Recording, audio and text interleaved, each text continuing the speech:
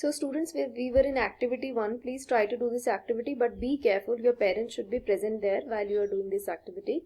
And as we were discussing about this, we have talked about the same kind of treatment. You can do it in a cold piece and a pencil lead.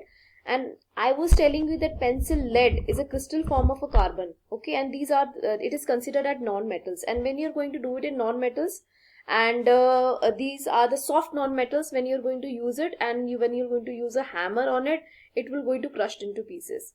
All right.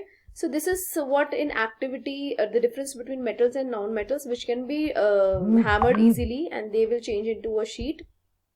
And what is the observation?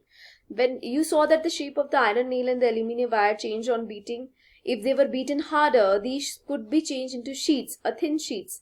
You might have be familiar with the silver foil used for decorating sweets, isn't it? So you must have also familiar with the aluminium foil used for wrapping food, which whenever you are coming to school, whenever you used to come to school, you be bringing those your chapatis, your mother used to be wrapped in the aluminium foils to make it a little bit soft, isn't it?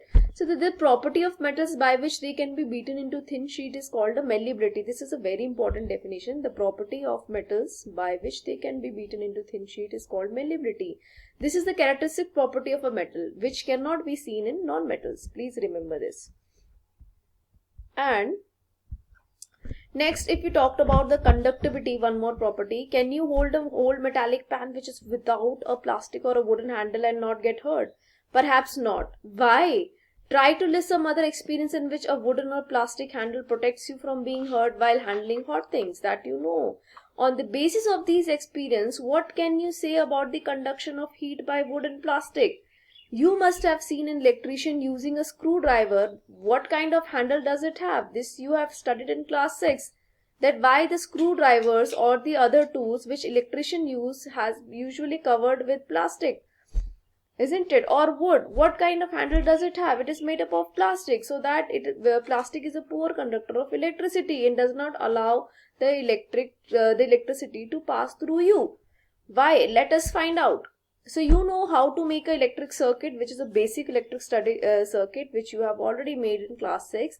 You might have performed the activity with various objects. Now repeat the activity with the materials, like observe and group these materials into good conductor and poor conductor of electricity. If I am going to put in place of this here I have used a metal, iron, which is a metal. If I am going to connect it in this circuit, the bulb will glow. The bulb will glow. Why? Because it is a good conductor of electricity. If I am going to connect here a coal, will this bulb glow? No, it will not glow, because coal is a poor conductor of electricity and it's a non-metal, isn't it? So you observe that iron rod, nail and copper wire are good conductor, while rolled sulfur piece and coal piece are poor conductors. Through this we can come to know that which of the metals are poor conductors and which are good conductors. So ductility, this is the important definition that I have told you. This definitely comes in your board exams. The definition of malleability and ductility, which has been come this year also. So please don't leave this definition. It's better you write it in your fair notebook. So where do you find the use of aluminium and copper wires? Have you seen wires of coal? No, definitely not. The property of metal by which it can be drawn into wires is called the property or ductility, which is very important. And it can be seen in metals only. Sonorous, this is I have told you about.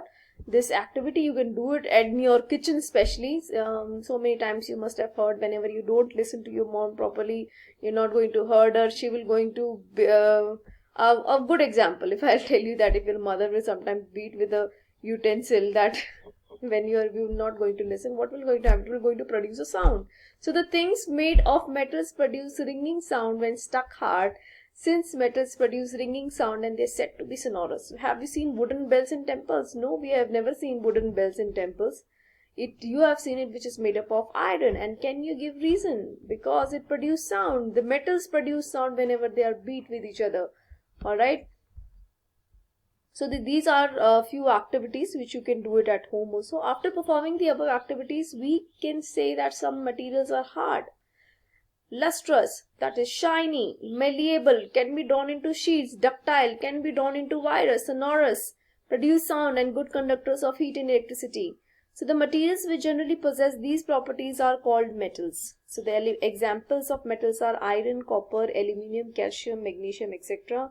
In contrast, materials like coal and sulfur are soft and dull in appearance, and they break down into powdery mass on tapping with hammer. So they are not sonorous, they are poor conductors of heat and electricity, and these materials are called non-metals, and the example of non-metals are sulfur, carbon, oxygen, phosphorus, and all these are iodine. All these are the example of your non-metals. Non-metals we're going to study it later. First you just clear your doubts or read your book till the physical properties of the metals in your book. And here are few definitions also given in page number 45. The definition of malleability and ductile, please you will underline it in your book. Sonorous, metals produce ringing sound and they are said to be sonorous. All these you just underline it. Students, in page number 46, they have given you an important information regarding metals like sodium and potassium are soft and can be cut with a knife, that I have told you. And mercury is the only metal which is found in liquid state at room temperature. These are the exceptions, and this will come in the form of a give one word question.